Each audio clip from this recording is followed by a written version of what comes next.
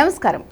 తెలంగాణ సంస్కృతికి భక్తి సంప్రదాయాలకు ప్రతీకగా నిలిచే ఆషాఢ బోనాల జాతర అంగరంగ వైభవంగా ప్రారంభమైంది.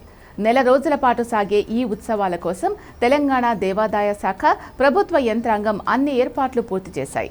హైదరాబాద్లో ఎక్కడ బోనాలు ప్రారంభమైనా మొదటి బోనం గోల్కొండ శ్రీ జగదాంబ మహంకాళి అమ్మవారికి సమర్పించడం ఎన్నో ఏళ్లుగా వస్తున్న ఆనవాయితీ. ప్రతి సంవత్సరం మాదిరిగానే ఈ ఏడు కూడా లంగర్ హౌస్ చౌరస్తాలో భారీ తొట్టెలను ఏర్పాటు చేశారు.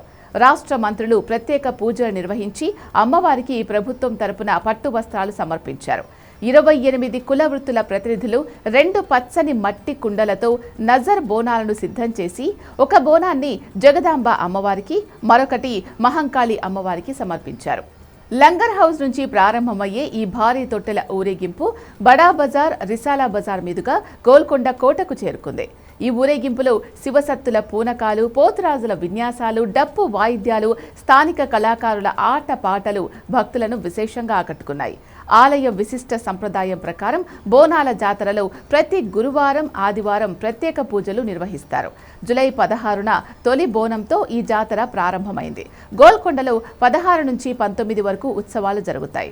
జూలై 20 నుంచి 26 వరకు బల్కంపేట ఎల్లమ్మ బోనాలు, కళ్యాణోత్సవాలు జరగనున్నాయి. జూలై 20న ఎదుర్కోలు ఉత్సవం, 21న అమ్మవారి కళ్యాణం, 22న రథోత్సవం జరగనున్నాయి. జూలై 26న బల్కంపేట బోనాల జాతర జరగనుంది. ఇక ఆగస్టు 2న సికింద్రాబాద్ ఉజ్జయిని మహంకాళి ఆలయంలో లష్కర్ బోనాలు జరగనున్నాయి. ఆ మరుసటి రోజు అంటే ఆగస్టు 3న రంగం భవిష్యవాణి కార్యక్రమం నిర్వహించనున్నారు. ఇక ఆగస్టు 9, 10న ఓల్డ్ సిటీ లాల్ దర్వాజా బోనాలు నిర్వహించనున్నారు. ఈ ఏడాది గోల్కొండ బోనాలకు లక్షలాదిగా భక్తులు తరలివచ్చే అవకాశం ఉండడంతో అధికారులు పకడ్బందీ చర్యలు చేపట్టారు. నగరంలోని 48కి పైగా అమ్మవారి ఆలయాల్లో అత్యంత భక్తి శ్రద్ధలతో ఈ పండుగ జరగనుంది. దర్శనం కోసం ప్రత్యేకమైన క్యూలైన్లు, తాగునీటి సౌకర్యం, పారిశుద్ధ్య ఏర్పాట్లు పూర్తి చేశారు. అత్యవసర పరిస్థితుల కోసం వైద్య శిబిరాలు అందుబాటులో ఉంచారు.